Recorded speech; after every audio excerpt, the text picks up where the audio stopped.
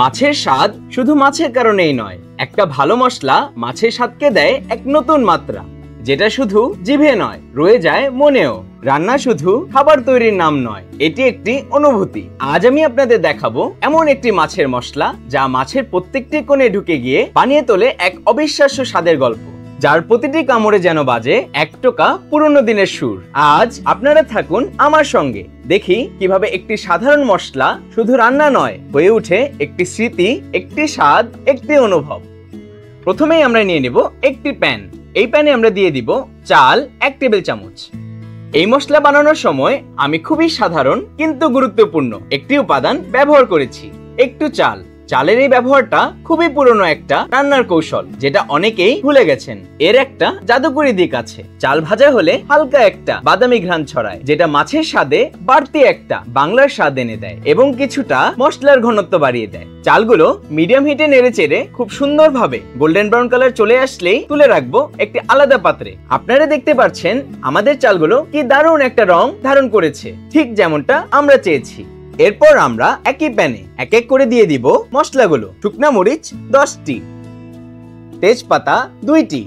তেজপাতাগুলো আমরা ছোট ছোট করে কেটে নিয়েছি যেন ভাজার সময় মশলাগুলো ভালোভাবে ভাজা যায়।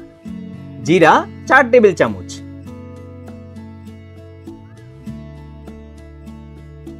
ধনিয়া 2 টেবিল চামচ,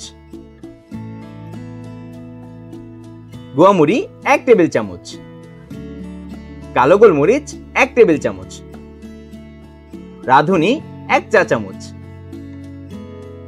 মেথি হাফ চা চামচ, লং 5টি, লবণ 1 চা চামচ। এবার আমরা চুলার আঁচ রাখবো একদম মিডিয়াম লো হিটে আর অনবরত নেড়ে চেড়ে মশলাগুলো ভাজবো যতক্ষণ না চমৎকার একটা আরোমা বা ঘ্রাণ বের হতে শুরু করে। এই মশলার মিশ্রণে আমরা ব্যবহার করেছি রাঁধুনি। মাছ রান্নায় রাঁধুনি দিলে মশলার স্বাদ গাঢ় হয় এবং একটা ইউনিক ফ্লেভার তৈরি হয়, যেটা শুধু রাঁধুনি দিয়েই সম্ভব। কম দিতেও হবে, কিন্তু ঠিকমতো দিলে পুরো রেসিপির ঘ্রাণ আর রান্নার স্বাদে একটা আলাদা মাত্রা এনে দেয়। এবার বলি মেথির কথা। মেথির একটা আলাদা তিতকুরে মিষ্টি ফ্লেভার আছে, যেটা মাছের কাঁচা গন্ধ কাটাতে সাহায্য করে, তেমনি বাড়ে স্বাদ আর ঘ্রাণ এবং পুরো মশলার স্বাদকে ভারসাম্য দেয়। এবার আসি লবণে। মশলা ভাজার সময় লবণ ব্যবহার করলে লবণটা একটু আর্দ্রতা টেনে নেয়, ফলে মশলাগুলো সুন্দর করে ভাজা হয়, পুড়ে যায় না, আবার কাঁচা কাঁচাও থাকে না এবং মশলা গুঁড়ো হবার পর মশলার আরোমা লক করে রাখবে। ফিরে আসি মশলায়। মশলাগুলো ভাজা হয়ে গেছে কিনা তা বোঝার জন্য মশলা থেকে একটি তেজপাতা তুলে হাতে নেব। দেখব সেটি যদি হাতের ছোঁয়ায় মচমচে হয়ে ভেঙে যায়, তাহলে বুঝে নিব আমাদের মশলাটি ভাজা হয়ে গেছে। এরপর আমরা এতে দিয়ে দিব আগে থেকে ভেজে রাখা চালগুলো। একটু নেড়ে চেড়ে তারপর চুলা বন্ধ করে দিব। এরপর এই পুরো মশলাটি তুলে রাখবো একটি খোলা পাত্রে।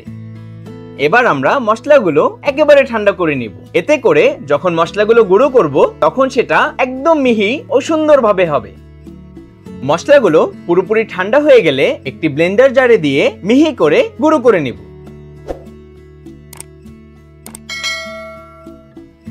এরপর সেই মশলা আবার একটি পাত্রে ঢেলে ঠান্ডা করে নিব। এতে করে মশলার মধ্যে থাকা ভাব পুরোপুরি বের হয়ে যাবে এবং এই মশলাটি অনেক দিন ধরে সংরক্ষণ করতে পারবেন। এই মশলাটি আমরা প্রতি 1 কেজি মাছ রান্নায় মেজারমেন্ট স্পুন দিয়ে মেপে 2 চা চামচ পরিমাণ রান্নার শেষে ছিটিয়ে দিব। এতে করে রান্নার স্বাদ অনেকটাই বেড়ে যাবে আর মাছের স্বাদকে অন্য একটি মাত্রায় তুলে ধরবে। তৈরি হয়ে গেল আমাদের অসাধারণ ও সহজ মাছের মশলা।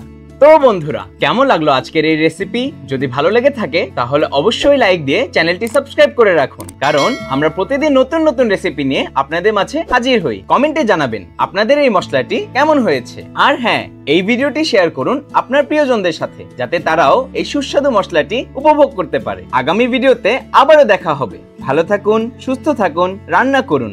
ধন্যবাদ।